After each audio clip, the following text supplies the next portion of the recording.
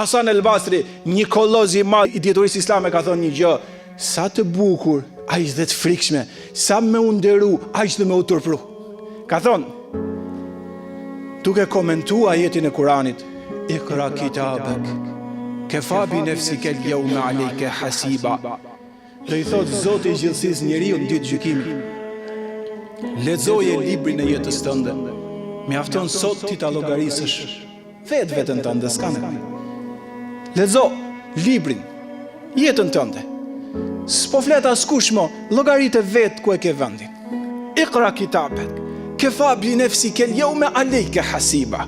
Tha, lexoje librin që e ke ndërtuar jetën tënde, mjafton kur ta lexosh, do e llogarisësh veten. Tani thot ky dietar i madh, o vlla dhe motër, a nuk është turp, a nuk është dëshpërim i madh që kur të fillosh ti lexosh ditët e jetës tënde, tanët, martën, mërkurën, tendën, premten, shtunën, diel, javën tënde, i lexon dhe gjen pak nga përkujtimi i Zotit, shumë nga përkujtimi i gjërave pa vlerë. Wallahi, mësimi i madh.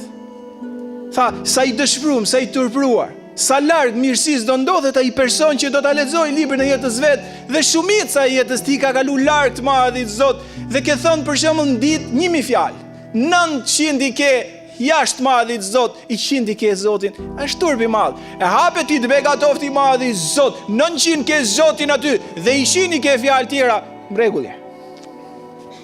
Por kush e don shumë të madhin Zoti qofshin fal. Unë fakt përkujtoj veten time më radh parë, pastaj gjithë secilin për vëllezërve dhe motrave.